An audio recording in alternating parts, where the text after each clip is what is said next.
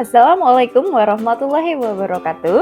Halo Bapak dan Ibu Guru, perkenalkan saya Solehatun Nikmah, calon guru penggerak angkatan 7 dari SD Negeri Racino 1, Kecamatan Batangan, Kabupaten Pati, Provinsi Jawa Tengah.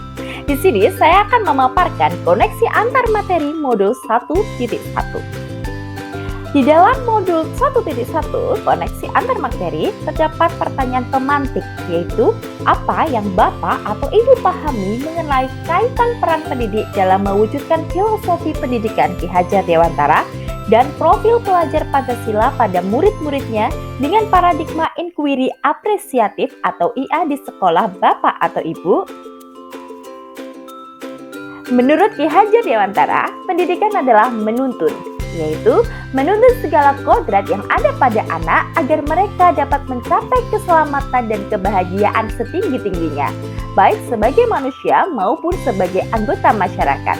Karena setiap anak unik di mana mereka memiliki kemampuan sesuai kodratnya, sehingga pendidikan dilakukan dengan menghamba kepada anak. Untuk mewujudkannya, maka dilakukan pembelajaran berpusat pada murid. Apa saja yang dapat kita lakukan? Yang pertama adalah student center, yaitu guru hanya sebagai fasilitator, murid lebih aktif dalam kegiatan proses pembelajaran.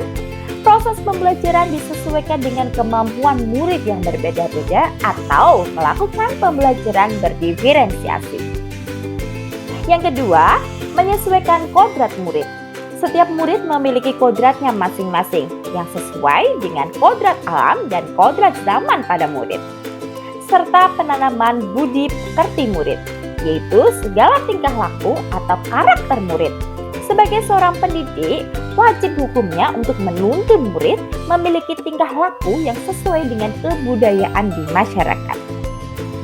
Sebagai seorang pendidik harus memahami betul makna pendidikan berdasarkan filosofi Ki Hajar Dewantara, yaitu menuntun. Menuntun murid sesuai dengan kodratnya serta penanaman budi pekerti sesuai dimensi dalam profil pelajar Pancasila.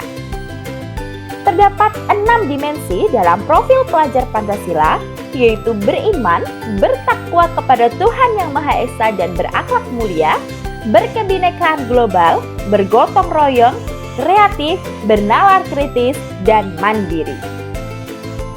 Beriman, bertakwa, dan berakhlak mulia, yaitu pelajar yang berakhlak dalam hubungannya dengan Tuhan Yang Maha Esa. Elemen dalam dimensi ini, akhlak yang beragama, akhlak pribadi, akhlak kepada manusia, akhlak kepada alam, dan akhlak bernegara. Dimensi yang kedua adalah berkebinekaan global. Sebagai pelajar Indonesia, mempertahankan budaya luhur, lokalitas dan identitasnya dan tetap berpikir terbuka dan berinteraksi dengan budaya lain. Elemen dalam keberkebinekaan global adalah mengenal dan menghargai budaya, kemampuan komunikasi interkultural dalam berinteraksi dengan sesama, refleksi dan tanggung jawab terhadap pengalaman kebinekaan. Selanjutnya adalah dimensi gotong royong. Pelajar Indonesia memiliki kemampuan untuk melakukan kegiatan bersama-sama dengan sukarela agar kegiatan yang dikerjakan dapat berjalan dengan mudah, lancar, dan ringan. Elemen dalam dimensi gotong royong adalah berkolaborasi, kepedulian, serta berbagi. Selanjutnya adalah mandiri, yaitu pelajar Indonesia adalah pelajar yang bertanggung jawab atas proses dan hasil belajarnya. Elemen dalam dimensi ini adalah kesadaran akan diri dan situasi yang dihadapi serta regulasi diri. Selanjutnya adalah bernalar kritis, yaitu pelajar yang mampu secara objektif memproses informasi baik kualitatif maupun kuantitatif, membangun keterkaitan antara berbagai informasi, menganalisis informasi, mengevaluasi, dan menyimpulkan. Elemen dalam dimensi bernalar kritis yaitu memperoleh dan memproses informasi dan gagasan, menganalisis dan mengevaluasi penalaran, merefleksi pemikiran dan proses berpikir, dan pengambilan keputusan. terakhir adalah dimensi kreatif, yaitu pelajar yang mampu memodifikasi dan menghasilkan sesuatu yang orisinal, bermakna, bermanfaat, dan berdampak. Elemen dalam kreatif adalah menghasilkan gagasan yang orisinal, menghasilkan karya dan tindakan yang orisinal. Filosofi pendidikan Ki Hajar Dewantara dan profil pelajar Pancasila dapat terwujud dengan adanya visi. Visi dapat terwujud dengan menggunakan pendekatan inquiry apresiatif atau IA, yaitu pendekatan manajemen perubahan yang kolaboratif dan berbasis kekuatan.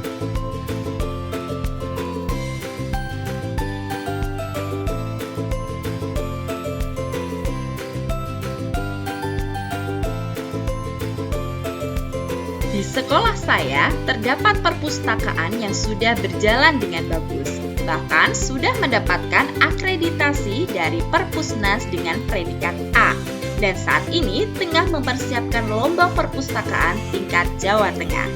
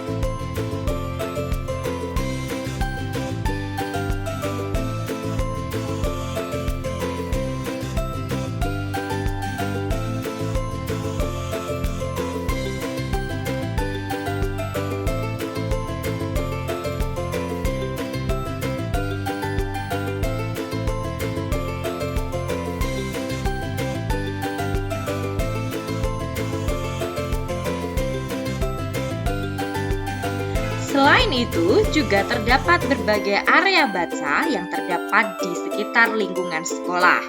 Penataan sarana dan lingkungan yang kaya literasi dapat digunakan sebagai penunjang gerakan literasi sekolah.